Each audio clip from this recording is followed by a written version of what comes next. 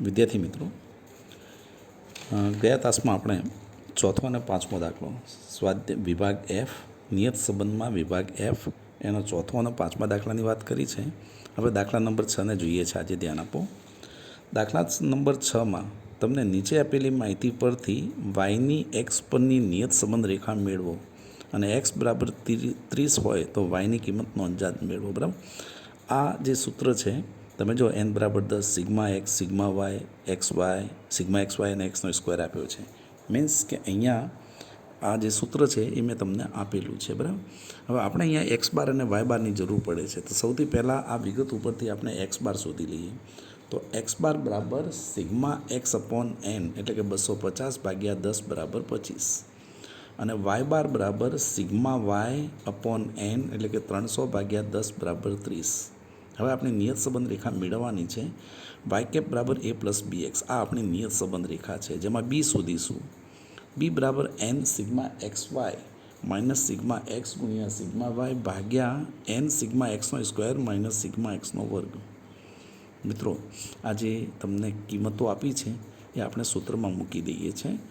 તો 10 ગુણ્યા 7900 માઇનસ 250 ગુણ્યા 300 ભાગ્યા 10 ગુણ્યા 6500 માઇનસ 250નો વર્ગ બરાબર 79,000 માઇનસ 75,000 ભાગ્યા 65,000 માઇનસ 62,500 એટલે કે 4,000 ભાગ્યા 2500 બરાબર 1.6. બી મળે છે 1.6.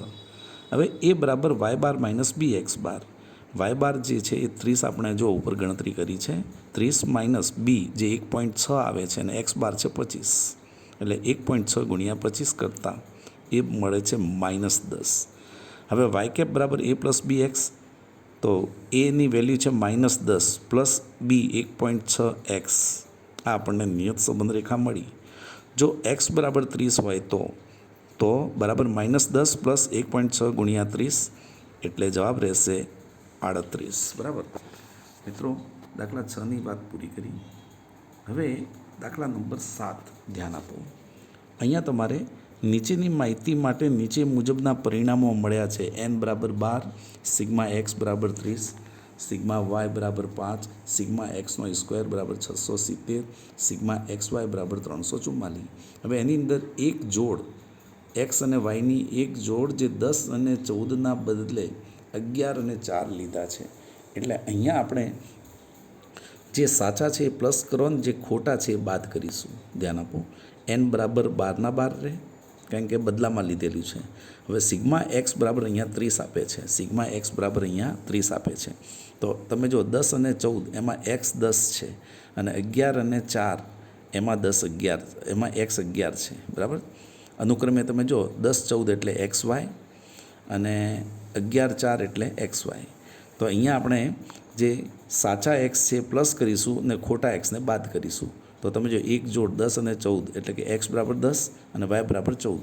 આ જ રીતે એક્સ બરાબર 11 અને વાય બરાબર 4 એટલે અહીંયા આપણે 10 પ્લસ કરીશું જે સાચા છે અને 11 બાદ કરીશું એટલે જવાબ રહેશે સિગ્મા એક્સ સુધારેલો રહેશે 29. આ રીતના સિગ્મા વાય જે 5 આપેલા છે એમાં ખરેખર સાચા 14 છે એ પ્લસ કરો અને ખોટા 4 છે એ બાદ કરીશું એટલે 5 + 14 - 4 બરાબર સિગ્મા વાય સુધારેલો મળશે 15. સિગ્મા એક્સ સ્ક્વેર બરાબર 670 છે પ્લસ તો 10નો વર્ગ એ પ્લસ કરો અને 11નો વર્ગ છે એ બાદ કરો એટલે સિગ્મા એક્સનો વર્ગ મળે 649.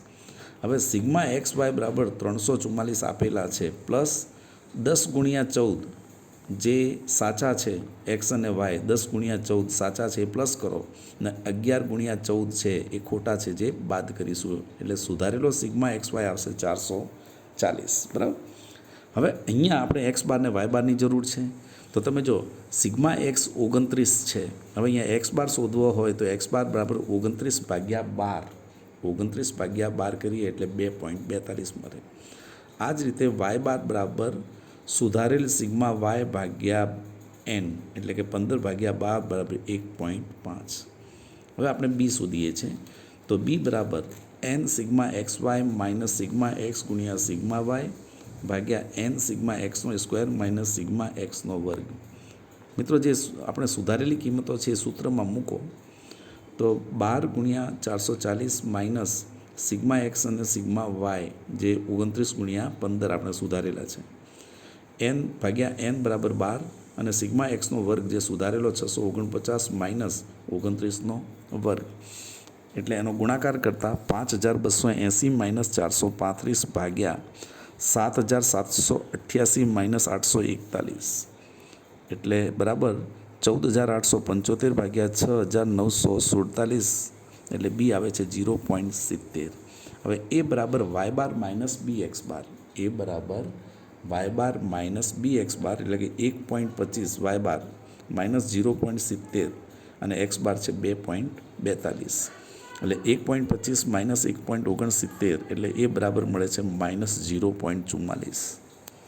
હવે આપણે નિયત સંબંધ રેખા જે તૈયાર કરવાની છે વાય કેપ બરાબર એ પ્લસ બી એક્સ એ જે માઇનસ 44 આપેલા છે 0.44 માઇનસ 0.44 તો અહીંયા લખીશું માઇનસ 0.44 પ્લસ 0.70 જે બી શોધ્યો છે એક્સ.